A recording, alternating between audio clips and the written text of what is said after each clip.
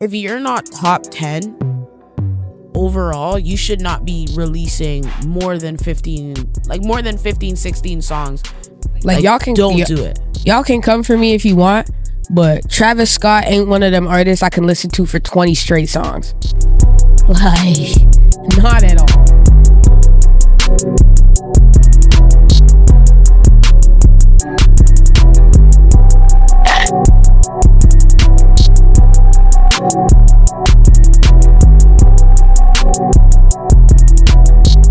What's up, Fishbowl family? Welcome back to another Thursday here. A beautiful Thursday here at Small Fish Big Pond. You know you're here with your lovely twin hosts, Ren and Jo. Without further ado, let's get into it. Episode 4. Alrighty, y'all. It's a lovely Thursday, and you know we love to do our little weekly recap. So let's get into it. Wouldn't it be weekly weekend recap? Weekend. Just saying. Weekend recap. Weekend weekly recap. Let's get into it. Y'all, I caught a fade on the weekend. Caught a motherfucker. I caught a fade on the weekend. Lineup still crooked. No, what I mean by that is I'm rebounding for guys in practice, right? And, you know, I hold myself to a certain degree, being a former baller or whatnot, you know what I'm saying? Like, I've never been hit in the head with a ball in, like, my adult life. Like, that shit is so fucking... I was about to say. I like to make sure, you know? I was about to say, because they don't need to know. In my adult life, I've never been hit in the head with a ball. I've never really had anything embarrassing happen to me, like super duper embarrassing. Yo, anybody watching this gonna know you lying. They don't have to know you lying. You know, by my standards anyway. So, you know, this was bad. Anyways, I'm rebounding. I catch one ball. Come up like this. I look to my right because I know like there's like 6 guys shooting around. So I go to get the ball that I can immediately see. Something comes and hit me. Knock my glasses off my fucking face. Lens popped out. Like, the whole thing was out. Couldn't go back in. Like, I got like a cut right here. Like a battle scar right here. My glasses are busted. My benefits don't renew yet. So, you know, I ain't gonna have that for a minute. And I knew it was bad because everybody stopped looking at me. You know, the whole arena just goes quiet. It feels like it feels like all eyes are on me right now because they were. I got the coaches and the players asking me, "You all right?" I'm like, "Yeah." I'm not even saying words at this point. I'm just shaking my head like, "Yeah." You know, you're so embarrassed. You like, right? You motherfuckers won't leave me alone. You know what I mean? Like, I'm good. Nigga, I'm good. Right? You know? So I'm like, all right, whatever. I go put my glasses down somewhere so I don't lose them. And then I come back, I feel something on my nose. I'm like, what the fuck? So I touch my face. I'm bleeding. I'm like, you have got to be kidding me. That shit must have been embarrassing. Embarrassing. No, for real. And my manager, he sees me. He's dying. Because I'm like, you know, I'm trying to hide my face. I'm trying to dap people. I'm trying to hide my face at the same time. Because I don't need motherfuckers checking on me. I'm good. Anyways, go to the bathroom, clean my shit up, come back. And somebody goes, don't you wear glasses? I'm like, fuck you. Literally, like, who even asked you? Why you watching me so hard? Why you watching me so hard? Like, you don't watch me watch TV. But I'm like, yeah, I wear glasses. They're broken right now. Looking at me like, how'd they break? I'm like, shut the fuck up. Like, nobody needs to know. But anyways, yeah, I caught a fade. It was brutal. I got a battle scar to show for it. This shit's healing right now, but, you know. Anyways, stay tuned for the new glasses coming in. Moral of the story is she needs to switch barbers. Yo, man, holla at me. Really and truly. Holy fuck. You know what else I noticed at your workplace? Bro? What? People be some fucking assholes. They be rude as fuck. It costs nothing, not 1 cent to be nice. Okay, you're gonna say that, but it also costs nothing to be mean. Like, it costs nothing to hate either. They're both free. What's that Lil Wayne song? Love me or hate me, I stay hate free. What? No. What? Yeah, it is. I'm gonna find that later for y'all. I'm right. That's not the song name. Oh, well, that's the lyric. Anyways, like, moral of the story, it costs nothing to be nice. Like, people in the sports industry, some of y'all can speak to this probably if you work with, Sportsnet, TSN, wherever you work at. But I've been in a lot of different circles, and it's not every circle that I've been in, but the professional organizations, like specifically like the NBA, G League, like some of them motherfuckers rude as fuck. No, bless you. Bless you. Yeah, you rude as fuck. But no, for real, like, it could be something simple. You see me walking through the halls, I'm dapping everybody. I always say what's up. I always say good morning to the security guards, to the building staff. Like, that's how I was raised. You know what I mean? Like, I treat people like they're people. You know what I mean? Like, I'm saying No, hi to bless you. everybody. Bless you. Stop sneezing. Damn. Interrupted me. It costs nothing to be nice. No, but I say hi to everybody. I'm polite. Like, I'm nice to people.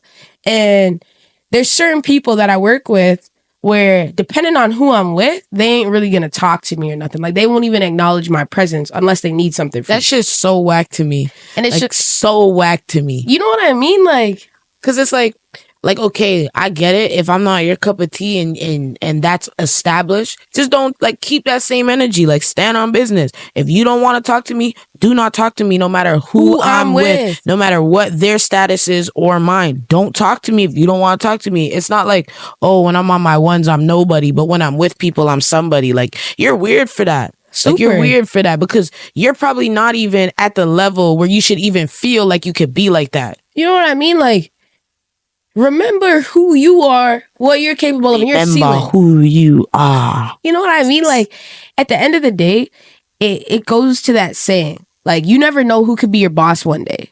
So don't treat people like shit just because you think they're less than you. No, straight up. Like, you're a weirdo. Like, you're whack as fuck. If you know what I mean? If you do that, you just whack as fuck. Like, some of y'all that work in the sports industry, like I said, could probably speak to that. It's so crazy. Like, and people in higher up positions, like, I'm talking GMs and VPs and all these things, treat me way better. Yeah, so it's like you should be learning that lesson. Like, if the people at the top are nice, maybe that should ring a bell in your head and be like, yeah, maybe the best way to get to the top is to build relationships and connect with people and be nice, like genuine human connection. Like, maybe being an asshole or thinking I'm the shit isn't gonna get me there. Like, just think about it. Like, just think about it. Think about that for a sec. You know what I mean?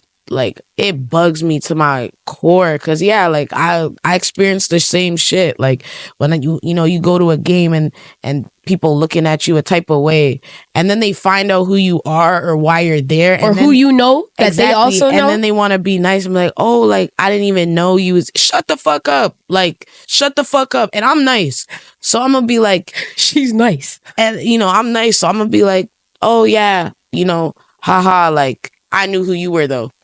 Like, I'm not gonna act like I don't know you just because you want to do that. You know what I mean? But it's exactly. Just like, fucking that shit rub me the wrong way. Fucking, it makes me tweak. Bothers the hell out of me, man. Like, bothers the hell out of me, man. Straight up. Just be nice. Literally. Fuck. If you want to hate, like, you could do that. Just stand on it. Like they said at the beginning, hate's free too, but, like, stand on that, because one day I'm gonna get to we're gonna get to a position in life where the roles might be reversed, where you actually need something. No, the roles will be reversed. You know what I mean? Not my. Yeah, they will be reversed, and you're gonna need something from me. You know what I mean? Like, it's like, what would you have me do in that situation? I'll legit ask you, what would you have me do? Be nice to you right now, or treat you exactly how you treated me when you were in the same position? Let me know. Fucking motherfuckers. Anyways, Gerbs. Joe, how was your weekend? How was my weekend? Actually, my weekend was pretty good. Like, I didn't catch no fades. Yeah, we could tell. Them braids stale as fuck. All right, bro. Like we all know why we're wearing the hat. You just didn't have to go out there and say that. Like, you not funny. You not funny. Hilarious. Nah, shit was good for me.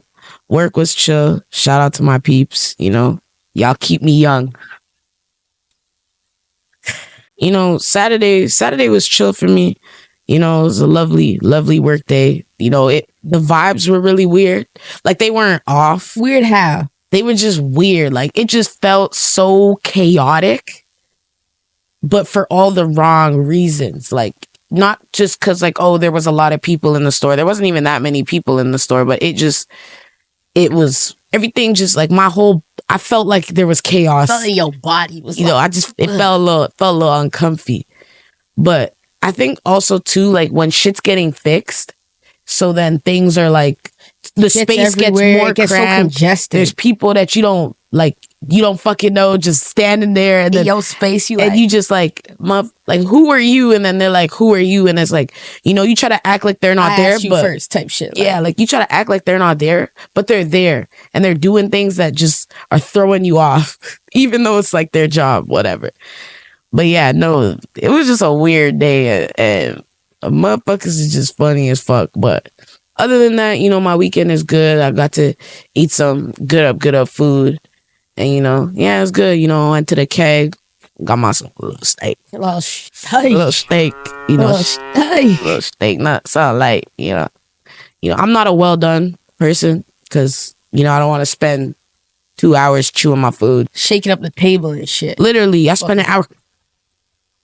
You know, and then I gotta spend another hour. You know, and it's like, yo, that's a lot of work. Like, that's a lot of work. But, you know, one thing I have to ask, because, you know, it's come up in conversation in the past.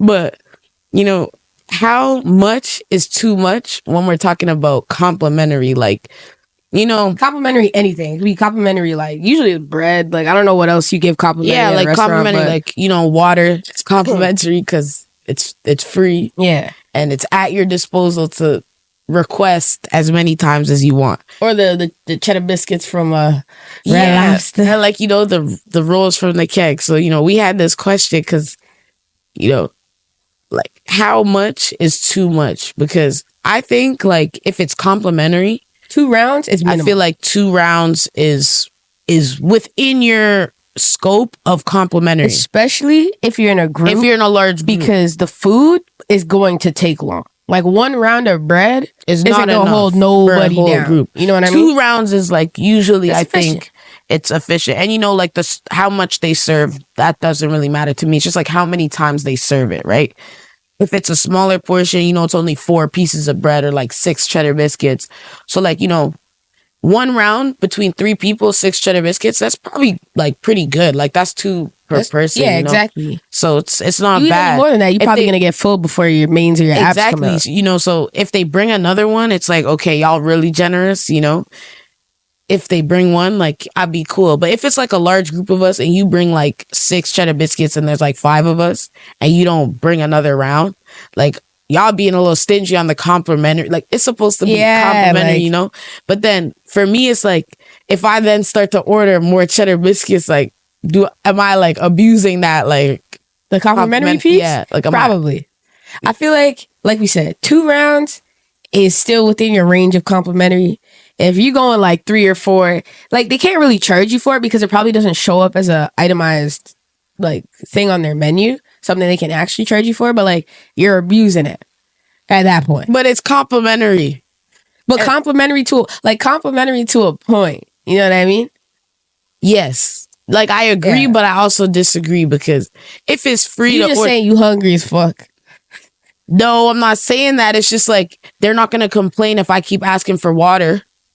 Like, you know, when I drink all my water and I'm like, okay, don't cost nothing to make water. Cost something to make them biscuits. Okay, like, yeah, you right. Exactly. Yeah, you right. All right. Anyways, we went to the keg. Keg's live. Look, keg food, it always hits. Yeah, and I get the same thing every time. I don't get anything different. You know, I might switch it up. Steak. You know, but I might switch it up and get the salmon. But usually you gonna go to a steakhouse and order a salmon. Their salmon is You're good. You're a degenerate. Like it's different. Okay, that's a little offensive because the salmon's good. Like it's actually good. Yes. Like it's different if you get like like a surf and turf. You get like the seafood and the steak. But you just go in there to get seafood? I don't agree. Like I straight up just don't agree.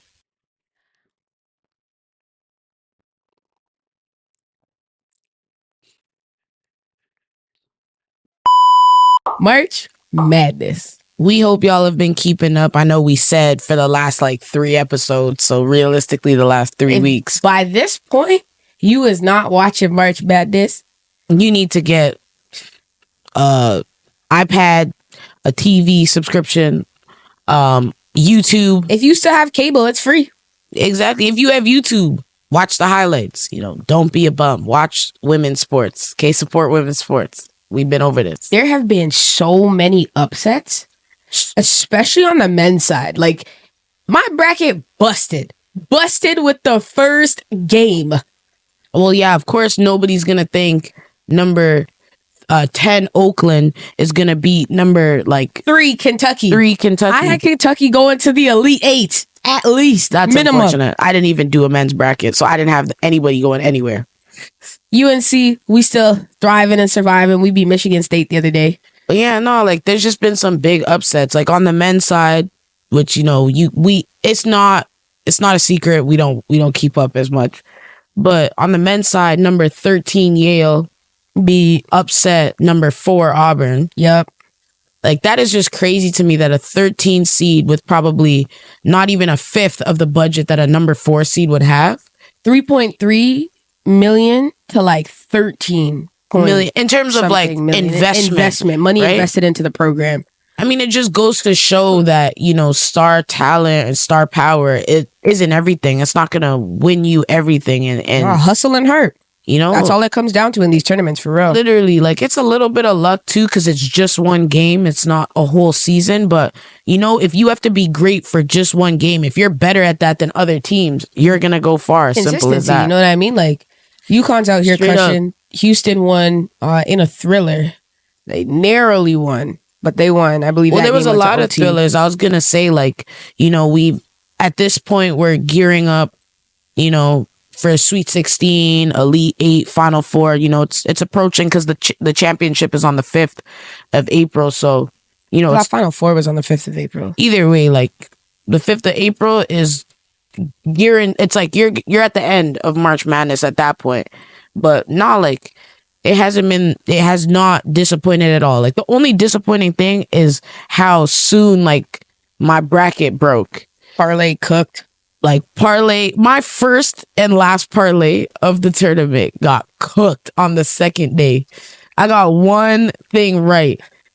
Don't ask us for betting picks. Yeah, that's not our forte, But not what I really loved is how the first day, I don't know, the first day of March Madness is always so exciting, right? Because everybody's excited. Everybody's in the mood for sports. Even if you don't watch sports, you're it's March Madness. I got to watch something. But the first day for the women's was amazing. Phenomenal. We got to see players returning for their first time in 2 years and Paige Buckets. PB. Our girl Paige Buckets. Bro, she had a near triple-double. She had a 28 double-double. points, 7 assists, 11 rebounds. So she had herself a game in her first game back from her first March Madness game since injury. Exactly. It's she's proven to y'all she was always this type of player. She's this player back never she never left. Literally back like she never left. We got to see shining stars Audi Crooks out of Iowa State. 40 points. She had a 40-point game. 40-piece and some fries. Because she led Iowa State through a 20-point deficit. They had a 20-point comeback. One of the largest comebacks in NCAA history. Literally. And she had a 40-point game. And you know what they say, some crooks you just can't catch. I'm gonna reel that one back in. Reel it in. That one didn't hit. It was a good one though. I feel it made me laugh. So that's what it is. Yeah. But yeah, even like I said, South Carolina was gonna stand on business, and they did. They won their first game by the team didn't score more than 40 points. They had 30, 33 or 37 or something like that. That was the most. They did not crack above 35, and in that too, South Carolina, it wasn't just their starters, which you expect them to play well.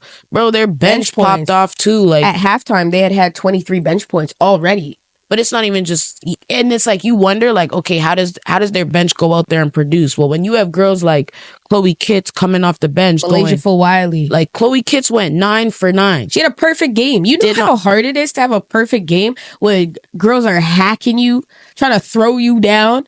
Well, it's the first game. Like everybody's gonna come out swinging, and yeah, it's tough. Like it's very rare to have a perfect game. And her buckets weren't easy because when I first heard about Chloe Kitts, I'm like, oh, who is she? Like, I'm watching the South Carolina game. She hit like a double clutch and one, made the free throw.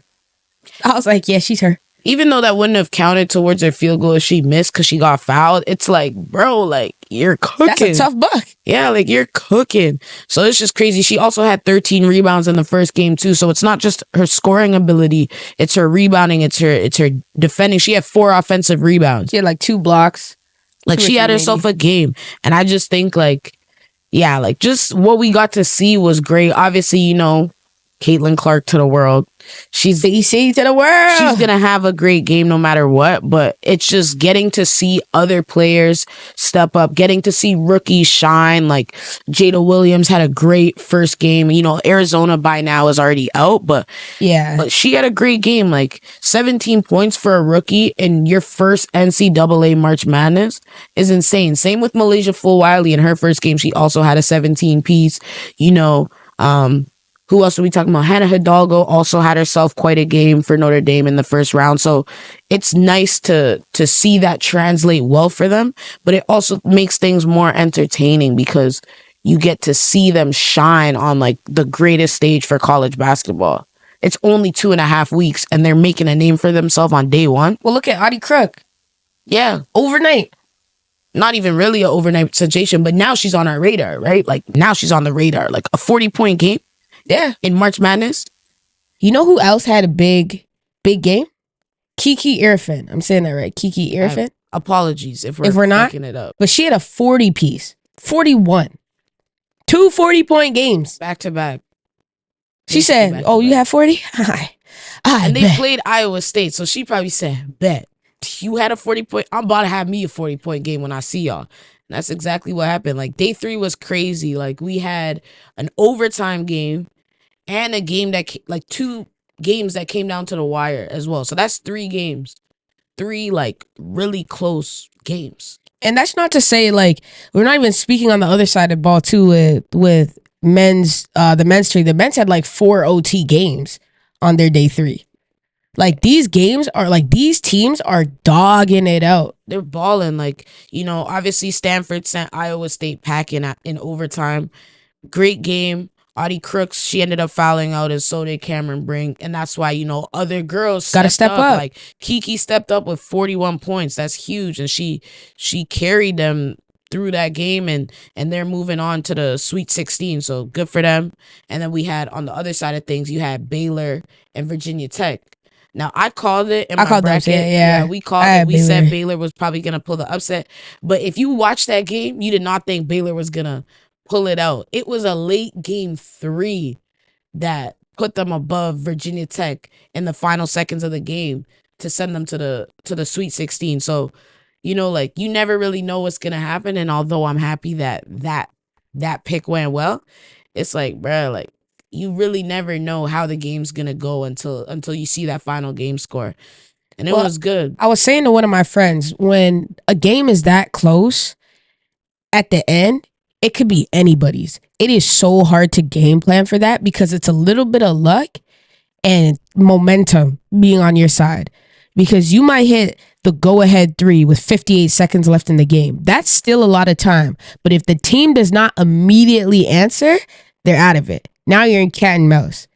So you can have a game plan, you can have a script, but really and truly, it's all about what happens on the court. It does not matter what you draw on the clipboard. It's so hard, like, as a coach. And, we're not coaching at the highest level, but it's so We've been hard. In still late game situations, drawing up plays. It's so hard as a coach to coach in late game situations. Because realistically, I know we're saying coach, but you're not really coaching. You're just hoping and trusting and praying that your team is gonna find it in them to get the win. It's easy to draw a play out of a timeout, but coaches know that 9 times out of 10, it's not even going to go the way you drew it up. So it's on your players, and maybe, some mistakes on the other team you're hoping that they make that lead to those late game like threes or fouls that put you on the line. And it really comes down to your players and trusting your players to be great and be and adapt and disciplined and adapt to the moment. And some teams do that better than others, and it's not a testament to say that Virginia Tech isn't a great team. Virginia Tech is a great team. Georgia Amore, senior guard, she is great for them. She had herself a game, 18 points, 6 assists, but at the end, she just couldn't do enough to bring them above Baylor after that 3. It's like, how do you adjust? It's the same thing that took Arizona out with Syracuse. Syracuse had a go-ahead 3. And then after one player scored 13 points. 13 points in the fourth quarter. She had the last 13 points for Syracuse in that game. They couldn't stop one player, and that's why they lost. But that's March Madness, y'all. Like, that's just her putting her team on her back and saying, I want us to win. Like, we are getting here no matter what. So it's just great to watch, and I'm super excited. We've got a couple Sweet 16. People punch their ticket to the Sweet 16. We got a couple more games throughout the week, so y'all stay tuned because Sweet 16 is gonna be good. Because now we're tightening that margin. Now we started with 64. Now we're down to 60. We're getting down to 16 teams. So the dogs are coming out. The who's are coming out, and the real will prevail, bro. The real dogs will prevail. So I'm excited, and y'all gotta tune in for sure. Thank you for 200. Thank you. We love y'all. We appreciate y'all for getting us to 200 on IG. We said we would introduce something for y'all, so we're about to drop another segment to the pod. It's called Sink or Swim. Very similar to Defend or Destroy. I'll let Joe speak a little bit to that. What does that kind of look like for us? Yeah, so obviously we want to hear from the Fishbowl family, so we're going to utilize the comment section on our IG. You could DM us at Small Fish YouTube. Big Pond. You could leave comments on the YouTube video. That'd be great. We'll see those. And y'all give us a topic. It could be anything. It could be sports related, music related, food related. Obviously, on theme and on brand with what we like to talk about on the pod. You give us a topic, and we would have 30 seconds each to either swim for the topic, so support it, or sink the topic. So we gotta really tank that shit. So yeah, but no, it'll be fun. We think, we love to debate, so yeah, give us some good stuff, and we'll keep it entertaining for y'all for sure. 100%. Music. Music. Sorry. Couple albums dropped over the weekend on Friday. One of them being Sir. Big Sean dropped a track, and Tyla dropped her debut album. Let's talk about Sir. First thoughts on his album. I thought it was great. His melody, his tone, his lyrics, so good, so beautifully crafted. He's a great artist. He's a great artist. I was talking to a customer about him actually yesterday. I was like, yeah, that was a fire album. He's like, yeah, I agree. It was really good. It's like, I don't know. He's just, the way, I don't know, it's like every song is a love song. You know what I mean? Like, it's a love song to his fans. Like, he just puts so much work into the music that he produces. When you're listening to it, you get the exact same experience as you were in the studio with him. And I was gonna say, I'm about to pull it up, how many albums he has now, because I was gonna say, I haven't listened to this new one. I have yet to, but he has a few different albums now. Yeah, he had Chasing Summer. That was the last album that he had. I didn't even bag that was 5 years ago, by the way. Chasing Summer, but I feel like between this album and the last one, he has very different they're two different vibes.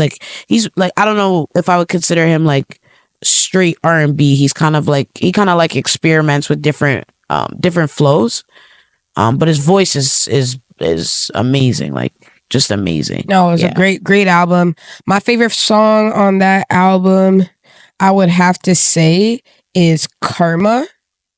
With Isaiah Rashad? Yeah, with Isaiah Rashad. That, I was going to say Part of me wanted to say Ignorant with Ty Dolla $ign, but when I heard Karma, I had to go back. And it was like the first 30 seconds of the song, and I was like, whoa. I want to hear this from the beginning. Yeah, I can't even lie. The album's called Heavy, by the way. It's called Heavy, and it dropped on the 22nd.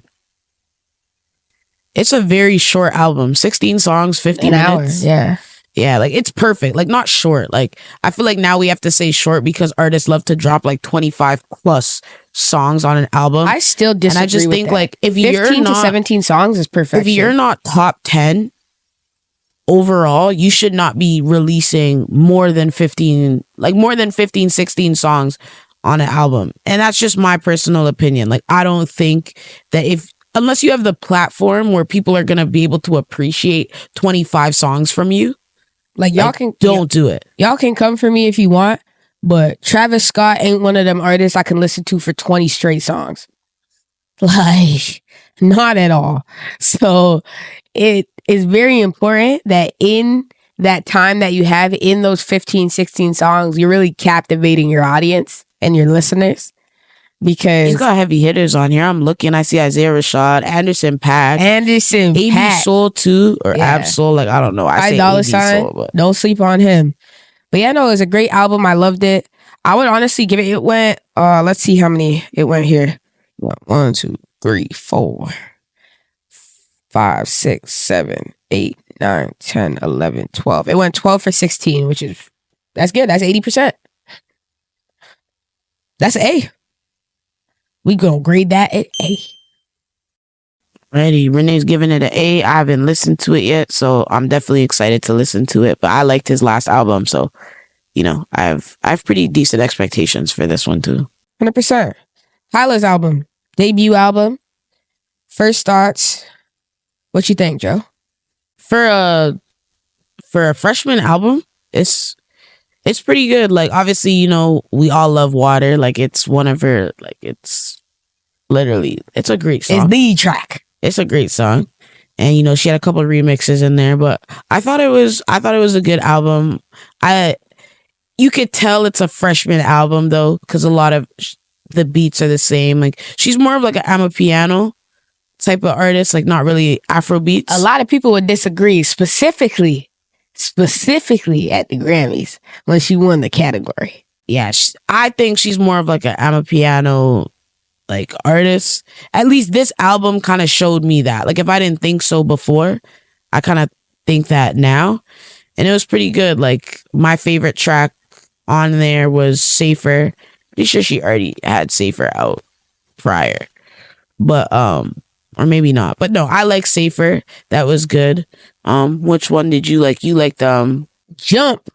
Yeah, this girl like Jump. I will say, like to that point, she did a pretty good job. Like she didn't switch up the flow often, but when she did, it wasn't bad. Like bad. Jump was different. Hopping on other people's flows, supporting the artist that you're featuring. She did a good job. Like Jump had a slight dance hall vibe to it, and she didn't have bad on it. So I think like for in your freshman album to really take that risk and like jump into a different genre so no early. pun intended. Oh yeah, I was trying to do that. I think it was pretty good, and yeah. What else? I won't mention the rat on the track, but his bar was pretty good. Who's the rat? Oh, bruh. Like, guys, you don't understand how often Renee and I argue about this because, jeez, like he didn't snitch on you. He didn't snitch on you. He didn't snitch on me. So I'm gonna listen to his music. Gunna's a great talent, and people need to stop fucking hating on him just because he snitched. He can be a great talent, but he a snitch, bro. At the end of the day, you just should have never done what you did if you didn't want to get snitched on about it. Just don't do it. Anyways, it's what it is. But yeah, no, Tyla had a good album. We liked another song that we really liked was Priorities. That was a really banger. Priorities was a really, really good song. For those of you that don't have your priorities straight, listen to that song. It has a lot of good lessons in there for the lyric for lyric, bar for bar. Y'all should really listen to songs like that. For real. Overall, I thought the album was all right. I ain't gonna lie. I ain't gonna say it's amazing. I thought her flow was the same I'd give that like a majority B of the minus. tracks. For a freshman album, I'd give it like a B minus. Now, don't get me wrong. I didn't have high expectations for it. Like, she's not going to go here out the gates, swinging. It was still pretty good. So she should, commend herself for the Still project growing, that she learning, put out. yeah. But I would definitely like to see her change up her flow just a little bit, song by song. The Thames track that she had, number 1, I think it flopped. I thought it was good. I thought Tyla was good. Really? I thought Tyla was good. I thought Thames, like the personality that she brought to the track was a little flat. Okay, I could see flat considering the music that she puts out, but I like the song as a whole and Thames being the feature on that song. That was a good pairing. I don't see anybody else taking her spot on that song. We're going to have to agree to disagree. Straight up. Yeah. Big Sean. Big Sean came back. Poor guy. Poor guy. I feel like every time he's like, I'm ready to step into the music scene, like I'm ready to give y'all my all and really be the guy that you guys want me to be, someone always outshines him. Someone always outshines him. And obviously We Don't Trust You was the most highly anticipated album.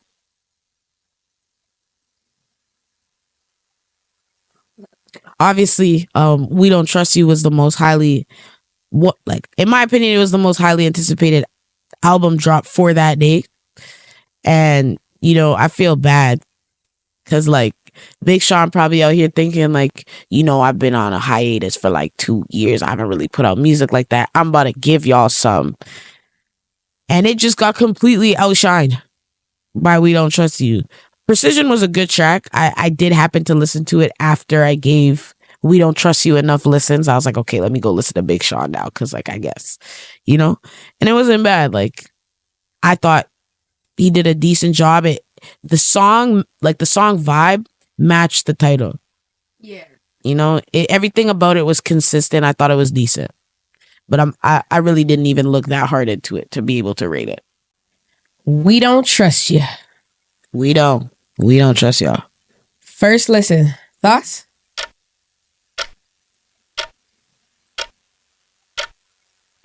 I was disappointed. I thought, like, first thoughts, it went like 6.5 out of 10. Like, it went like 5 for 17 from the floor. And I don't know why, because I feel like I'm such a huge Future and Metro Boomin fan, like, in general. Like, I don't remember the last time I disliked something that Metro Boomin put out. Like, at least in the last, like, 5 years, I have liked every single project that he's been on or been a part of. So, when I listened to it, I'm like, all right, my boy Metro in the studio. This motherfucker was cooking. I know it. You clearly did not know. And I listened to it and I was like,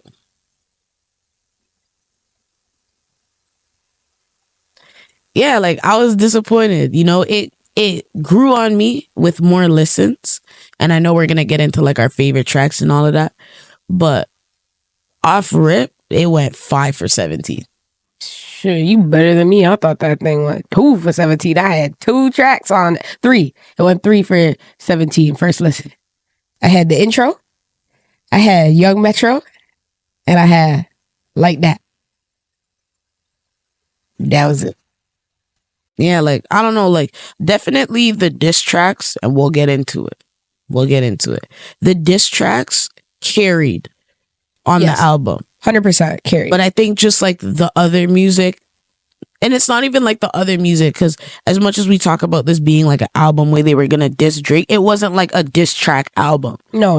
It wasn't an album dedicated to dissing Drake. It just so happens that for me, the best songs on this album, I'm touching my hands. Oh, the best songs on that album. My fault. But that really threw me. This was my area. And you like, yo.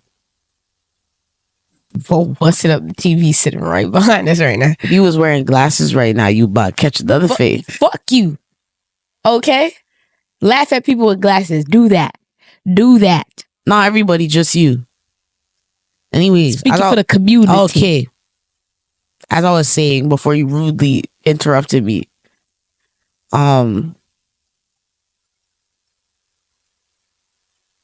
continue. Yeah, well, I'm getting there. I'm trying to remember. As I was saying, basically, I just felt that, yeah, the diss tracks carried. I thought the regular, like the music that wasn't associated with the beef or anything beef related, that just like regular Future, It was flat. sipping lean and Molly was... and driving fancy cars. Like, I think like, hey, correct me if I'm wrong, I think like Future is washed now. Like, I think he's just overplayed. Like, his whole gimmick is overplayed. Yeah, like I don't like. I'm not gonna sit here and shit on him. He's rapped about the same stuff his whole career, and we've eaten that shit up forever. I just feel like now, in this, like now, today's day, we're just over it from him. But also too, like, motherfuckers be making Future their whole personality. Like, can you be for real? Can you get your own personality? You is not that nigga. Okay, you don't get bitches. He's not even that nigga. Like, he's not even that nigga. He don't even be doing the, like, all rappers are capping. He's not that nigga. He don't even be doing half the shit that he raps about. That's what's keeping him going, is the motherfuckers on TikTok and the people in everyday life that think they Future in the flesh. Yeah, they want to be Future so bad, but they so Drake. Bad. They Drake. They Drake not even fuck. Drake. They Smigs. Smiggy.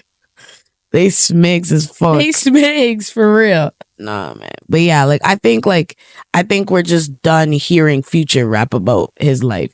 Like, I think it was like, oh, like this shit was fire for the last 10 years, but we just want to hear other people rap about it. But if he puts out another album, I'm gonna eat that shit up. Yeah. I mean, I might not, but you know. Yeah, this one didn't really do it for me, but yeah, I don't know. What do you think? Like, what was I know we know about your thoughts and your album, but you know, you listened to it a couple times, so. I mean, like I said, first listen, I thought that thing went 3 for fucking 17. That shit was some fucking ass. Like, that was terrible. I was disappointed. I might have been even the tiniest bit upset because y'all out here dissing my boy. Y'all know how much I love Drake. I've been talking about people making Future their personality. Well, shit. But no, like, I'm out here like, you know, Metro been fucking tweeting. That nigga got Twitter fingers for days. And then he's going to put that out. And I'm going to sit in the car like, this shit's so waiting for the beat to drop. Like, you know what I mean? Like, I didn't think it was that good. And I had to listen to it a second time. Crept up a little bit. I got to like 8 for 17, 9 for 17. Third listen, 12 for 17. That will be my last listen for a little bit. I can't lie. I genuinely don't think that album was crazy. 12 for 17 is likely where it's going to stay. It would take a miracle for that thing to be rated higher for me. I thought it missed, considering the hype around it. Like, that's what I really want y'all to pay attention to, is it's not because, oh, it's Metro and Future or the fact that they were dissing Drake and whatever. It's the fact that they hyped the album up to be this big thing. And then it wasn't. Because at the end of the day, What a Time to Be Alive is still better. Still better. Still Future's best collab album. Metro was on there for a couple songs too, though. But like at the end of the day, it just didn't live up to the hype. That's my final thought on it. It just didn't live up to the hype. That's a fair statement. And like, I'm not gonna lie, like you said it though. Like, I mean, when you have the title "We Don't Trust You" after after you basically knew that would confirm the beef. That would confirm cooking. That would confirm the beef that everybody thought was happening, but nobody really spoke on it. So when you come out and you say like, yeah, motherfuckers, we beefing, like we don't trust you. So when you come out and say that, I'm expecting it to be like a battle rap like album. And you know, I'm expecting every song on there to come from motherfuckers. Like, if you don't trust it, say it with your chest. We don't trust you. You're saying it with your chest. Diss everybody right now that you don't trust. Call everybody out. Like, I was satisfied that they called out, you know, Drake as well, and you know, Kendrick Lamar on Like That. I was very pleasantly surprised by Kendrick Lamar on Like That. I mean, even though he came out and started shitting on J. Cole, and it's like, motherfucker, like, you and this whole beef with J. Cole that J. Cole don't even know about, it's just, it's just kind of sad, but it fit the vibe of like, yeah, motherfucker, fuck you. Like, fuck y'all, you know. And I just wish every song had that same energy. Like, I wish they brought Pusha T back out. Like, if you really wanted to bring him up from the church, where if is you he? really wanted Someone check on him. Is he okay? Like, if y'all really wanted to have like a battle rap album, you would bring motherfuckers. It's like literally what Metro did. Like, he brought Kendrick out there to say his piece, because you know what? This is an album about people we no longer trust. So fuck y'all. Like, I just wish every song had that energy. Because when I heard Like That, I was like, I started saying, fuck the big three. It's big me too. I don't even know who the big three, who I'm saying fuck you to. But you know what? I'm like, yeah, it is just me. It is big me. 3 switches. You know, I went downstairs. I said to Renee, I said, fuck you. Fuck you. Motherfucker, I don't trust you. That's how that song had me feeling. But yeah, you know, I almost cut motherfucker off when I was listening to it on the road. I was like, yeah, fuck you. Blast that shit. We don't trust you. Fuck the big three, nigga. It's just big me. Like, you know, so the battle rap songs really, like, they really did it. But, you know, let's give Future his flowers. Like, Future's melodic side is so good when it's good. Future sings. Like, yeah, like when he's in his heartbreak Future mode, like, it's so good. And I thought Running Out of Time was like such a good song. Like, Running Out of Time was such a good vibe. It was super melodic. Like, it was super soft, toxic Future. You know, like, he has that side to him. We saw that in Love You Better on his album I Never Liked You. So, you know, like, it was good. Like, there were good moments, I would say, but overall it was a 6.5. Yeah, I would rate it a 6. I wouldn't go as low as 5.5, because when I think about what 5.5 would have to be, that's like Smiley level. And y'all from Toronto can hate me, but Smiley is shit. He is terrible. Hey, and I know this podcast ain't about him, but I ain't with Smiggy. I ain't with the man, bro. No. This girl came out here to be like, nigga, fuck you. That, like, I can't give Future a 5.5, because that nigga, I'd give a 5.5 to. So Future gonna get it. You insane. Like, you're insane. But yeah, We Don't Trust You. Overall, for me, it went 7 for 17. And we'll put a screen grab of our favorite tracks. Our favorite tracks up there. But yeah, like, you know, I thought certain songs did what they needed to do. And, you know, we gonna get into it, cause free smoke. Motherfuckers was free giving smoke. Come get your free smoke. Come get it. Though. All day. All Come week. get it. Come get all your free year. smoke. Come get it. Come get it. It's looking like Habibis on a Saturday in this joint. Saturday, bro. The smoke. The smoke. The smoke is thick. It's thicker than Megan Thee Stallion. Thicker than Megan Thee Stallion. No, we gotta talk about it. All right, let's jump in. So, first thought was, what a time to be alive too. That's what the beef was about. Right? Future was upset that Drake did a collab album and a tour with 21 Savage before they dropped and then toured What a Time to Be Alive too. Now that seems pretty fair, pretty reasonable. You know what I'm saying? It was highly anticipated. We know Future and Drake are boys. You know, we thought everything was all square with them all the time. You know, we thought it was coolio. But Future finally broke his silence, and now it has us thinking that he took a different route. You know what I'm saying? He's upset about a different something else situation. You know what I'm most upset about? Like, I know we're going to talk about everything else, but what I'm most upset about is that it seems like What a Time to Be Alive 2 is just never going to rise from the dead. Like, we're just never going to get that, ever. And on top of that, in true nigga fashion, it's because of a girl. It's because of a shorty. And like, the thing is, like, I would have been so much happier if they were beefing about What a Time to Be Alive 2, so that they could drop their side. Because maybe it could have been like a side Drake, side Future type of thing, and we get to vote on who's better. You know what I mean? Like, it'd be fine if y'all, the animosity is because you don't know who's the better rapper, who's got the better bars, and you wanted to cut his bar and instead use this person's bar and you dissing him and all that. I would have taken all of that. But in true Scorpio fashion, yes, Scorpio fashion. Girl. It's about a shorty. On top of that, it's about a shorty. They met at a strip club. Bruh, they probably don't even care about none of y'all. But you know, the fighting's good for her. That's probably putting money in her pocket. You know what I'm saying? Because like Drake said, he might be throwing ones, but maybe not more than me. He might have hits, but not more than me. I'm better. And I could prove that to you. And, Drake's so light-skinned for that. You know what I mean? Like, so light-skinned for that. What do you mean? They're like motherfucking half-breeds. But you know what? They said their piece. And Future said what he said. He said, listen, I can't trust you. You're out here pillow talking me to another girl just to get a chance to fuck. Like, you're whack. And Drake's like, yeah, and you want to fuck girls that I lay claim to. You're whack. I don't trust you either. But, you know, now we're waiting for Drake to respond because I can't even lie. He got shots. Like, shots. Chamber loaded. Like, he got shots uncocked, thrown at him. And, you know, maybe he brought this on himself because he's one of the only rappers that's beefed like more than 3 people in his career. That's what's going to happen when you're the best, though. Everybody's going to try to take you down. Everybody wants a slice of the cake. But, like, why couldn't he be, like, the Jay-Z of it all and just not say anything? Like, he egged it on, and, you know, we'll talk about it.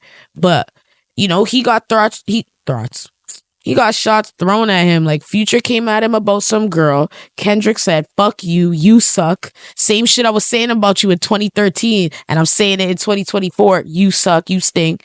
Kanye coming for him every other damn day. Blasted his address every now and again. Like, Drake can't catch a break. But you know what? He needs to... but he deserved it. Because if you go to his lyrics... For example, if you go all the way back through the discography, he's been throwing shots since Churchill Downs. Talking about people that he used to mess with, or he, you know, that claim they mess with him, linking up with people that clearly don't fuck with him to fuck with him. Well, that's exactly what happened. Because Future linked up with Metro and Kendrick, who are both known to not fuck with Drake. And what did they do? They fucked with him because we got like that. He said, man, fuck you, you suck. On the same album where Future is talking about a nigga he don't fuck with no more who loves to pillow talk. And we all know Drake loves to pillow talk. We all saw that Bobby Altoff interview. Motherfucker was chilling in his pillow talking. We saw his shit swanging on in fucking light skin. You know what I mean? But like when you go all the way back there and you put all the pieces together, Churchill Downs, that bar right there. Honestly, never mind. Talking about how sticky it's finna get. Talking about niggas pumping their chest. Yeah, like when you really look back, it's like he just as messy. Like he wanted the smoke from him. And I'm happy that, because it took Future a long time to answer. Because Future hasn't put out anything throwing shots at Drake. Like, before We Don't Trust You, he didn't put out anything in 2023 or 2022. This is 2 years in the making of songs and albums throwing little shots here and there. Well, I mean, it's only fair and it's only right that Drake, and I guess J. Cole, because J. Cole got thrown into the fire because Kendrick said, man, fuck you too. It's only right that they come and respond. Now, what I want to know is if Drake is even going to acknowledge what Future's saying about this girl. Like, is he gonna come out and diss Future because Future's never been as good as him? Like, is he gonna pull a Pusha T and like destroy that man's career? Or is he gonna play into the whole, all right, so you want to argue about this girl? Let's argue about this girl. I'll give you work. You know, because to me, like, he could go either way, or he could bless us and do both, and then we get 2 really good songs out of it. You know? Well, yesterday Drake posted on IG, you know, photos from his tour. And the caption was, I'm picking up, I'm in Turks, little baby. So definitely people in his circle, in the industry, calling his ass, saying, you got to respond. You got to come back with something. Or just letting him know what the hell's going down behind his back. And he's like, I ain't picking up. I'm busy right now. I mean, I'm busy making hits. In true Drake fashion, he's doing it on his own time. So it's You know what I mean? It's only a matter of time before he responds. You know? He will respond, though. He better. You better respond, Drake. Like, you better respond. This is a call to action. Yeah, this is a... Whoa. This is a call to action, motherfucker. You better respond. The bat signal. The owl. The owl. The OVO owl flashed at midnight. You better fucking answer. He can't go outside. That's my guy right there. You know? So we'll see. But hey, at the end of the day... I turned that off like I didn't need it. I'm going to bring that back. At the end of the day, I think that this is the end of Future and Drake. What but two? Ain't gonna It's the end of What a Time to Be Alive 2. The best album that never was. Never was. Argue with your mom. To never win a ring. Not gonna bless our ears. And you know, it's a little sad. More in that for a second. Yeah, let's take a minute. Take a moment of silence. That's a really big rings. That you was not being silent. I was just gonna read a section of my eulogy. I got some really big rings. And they do some really nice things. And we got a really big team. And we need some really big rings. Better be coming with no strings. Better be coming with no strings. Amen. Whew. That was a lot. Okay. Sweat. It might not have felt like a lot, but it was a lot. The light is on us. It's game time. And we really tried our best to break it down as best as we possibly could. But let's sum it up. Let's sum it up in case y'all might have got lost in the fire. In case y'all might have got lost in the sauce over here. Okay? Lost in the smoke because it was thicker than Megan Thee Stallion. Right? Okay. Meg's going on tour, by the way. She has no Toronto dates, so it's actually pretty irrelevant to anybody living in Toronto. So you just said that? Yeah. But shout out to her, though. Yeah, shout out. Good foot. That tour's with Glorilla. Yeah, Glow. Anyways, Sir dropped the album. Tyla dropped her debut album. Go show both of those some love. Big Sean dropped a track that was actually really, really good. But in light of everything that is going on, ain't nobody paying attention to that motherfucker. So please. You know, I seen a meme talking about how every time Big Sean try to come and say, hey, listen to me, Kendrick gotta be like, shut up. It's my time. Kendrick hasn't made music in like 5 years. He hasn't been seen in like 3.5 years. But of course, when Big Sean want to drop music, Kendrick Lamar like, yeah, time for me to appear. Fuck you. I'm still the best person out of 2013. You know what I'm saying? So please go give him some love. He deserves it. Drake and Future, as we know, fell out over a girl. And their indulgence and being toxic, slimy men, Scorpio men, are the reason we will not get the greatest album. That never was. That was pretty much it on the music scene. I mean, I don't know anything else going on because I did not pay attention to anything else the minute I saw this. If they did it to get listens, it was perfection. Because I think I listened to that album like 6 times. The script hit. Yeah, the script was scripted. You know what I'm saying? But that's the music industry for y'all. Stay tuned for the Drake response. You know we'll be back at it with that, reported live from the living room. Live from the living room. We're going to be reporting that Drake diss. So it's on the way. You know what I'm saying? Unconfirmed. Rap beefs. Speaking of one of the most legendary rap beefs of the... Actually, is it one of the most legendary rap beefs of this year? Because I think Megan Thee Stallion and Nicki Minaj was a little bit spicier. It was spicy because Nicki's married to a sex offender. Yeah.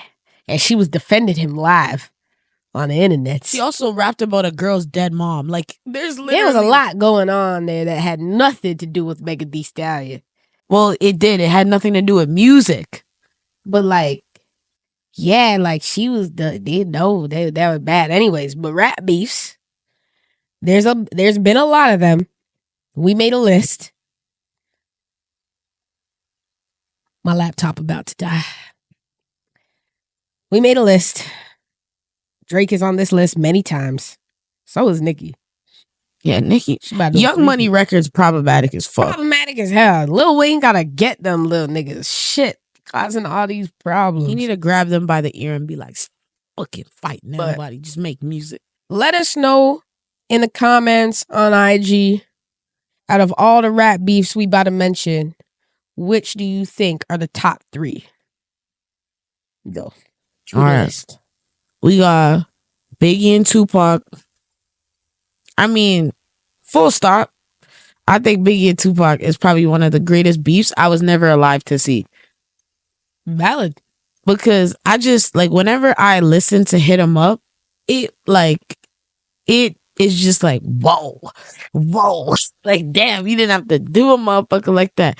Like, I get it. Like, rap beefs, like, at the time, like, you know, rap beefs are strategic. You know, they're for listens and views. But, you know, back in the day, people were they were genuinely beefing. Like, Tupac said, that's why I fucked your fat motherfucker. Like, how do you start a song like that?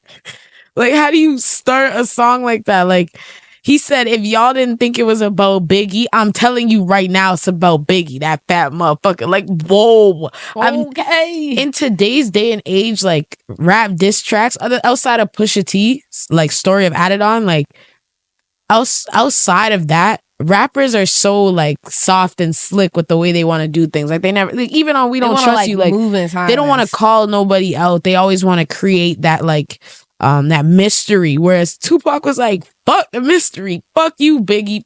I fucked your girl. What the fuck you gonna do about it? You know what I'm saying? Shit. So you got Biggie and Tupac.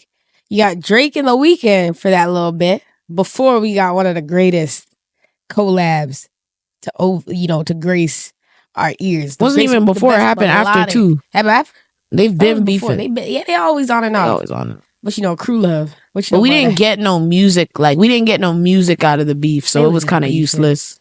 Meek Mill and Drake. Now we got a couple songs out of that one. Back to back. I don't think Meek Mill ever recovered. He never recovered from that beef. Well, he's fighting for his life right now, but yeah, he fighting for his life. Allegations he ain't beaten. You know, so hey. I think beef that makes sense when it's like, okay, you're just coming up in the industry, you want to take down the biggest dog to prove that you're someone. You know what I mean? It's like a lot of these rappers are just like, it's like, yo, like, what is the point of the beef if not to show your stuff? Yeah, like, the idea I think behind rap beef is that you do it so that you can showcase your skills as an artist. Because for some people, you know, the beef is like, oh, like, Drake has a ghostwriter. Drake doesn't make his own music. So then Drake's gonna make a song that's completely raw, completely off the dome, just to show you what kind of skills he has. Like, that's what I thought rap beef was supposed to be about. Or even when Nicki was beefing, like, yeah, they're beefing them, and then you put out a song, so it's like, now you're relevant, you're top of mind. Like, that's the sole purpose of it. But it's like, you know, like, it's we're supposed to get something out of it. I feel like that's a successful rap beef. If we get something out of it, it's successful. You know what I mean? 100%. But hey, say what you want about it. Most of the time we get music out of it, so I can't complain. A lot of the music's been great, like we said. We kind of went through a little list there. And at the end of the day, they selling records. They making money. Because I know that diss track that Drake drops, even if it's shit, it's going to make money. Just because, like, it's so highly anticipated. Like, everybody's going to want to hear what he has to say, even if it's shit. 100%. So, you know, we should start a rap beef.